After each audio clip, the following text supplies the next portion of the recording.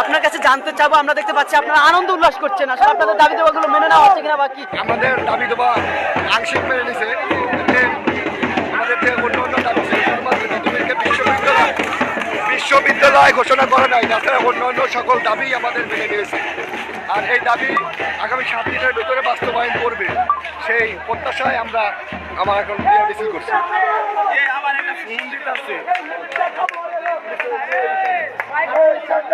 বেরিয়ে গেল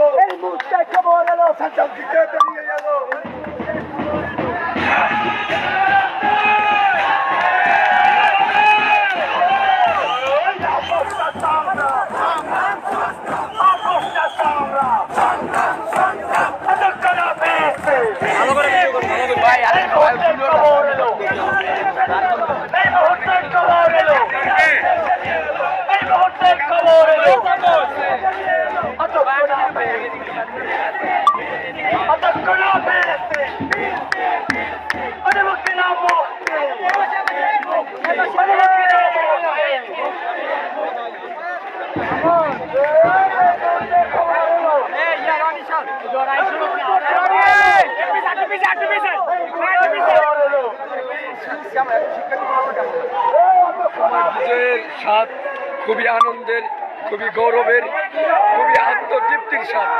আমরা এই মুহূর্তে আমরা মনে করি আমরা যা চেয়েছিলাম পুরোপুরি না পেলেও অর্ধেকের বেশি পেয়ে গেছি। আমরা এতে এই মুহূর্তে সার্বিক বিবেচনা করে আমরা আলহামদুলিল্লাহ খুশি রয়েছি। আমরা সেই বিষয়টি দেখতেছেন আমাদের শিক্ষার্থীরা পিছনে বিজয় মিছিল করেছে। সংবাদ সম্মেলন কখন করবেন?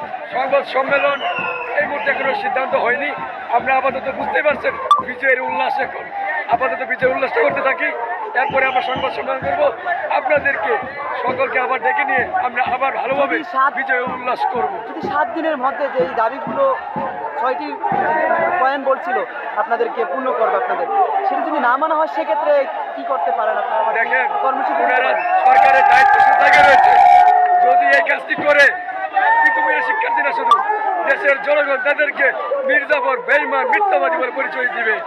তারা দেশের কোনো জায়গায় নিজেদেরকে চেহারা দেখাতে পারবেন না বলে বিশ্বাস করি। সেই সাথে বলতে চাই, এ ধরনের বেঈমানি যদি আবারও করা হয় অষ্টম দিনের মাথায় সেই ব্যক্তির গতি থাকবে না, সেই ব্যক্তি গতি আমরা রাখবো না। এবং তখন আমরা যে কর্মসূচি দিব সেই কর্মসূচি রুখে দাঁড়ানোর মতো এই সরকারের ক্ষমতা থাকবে না বলে দিলাম।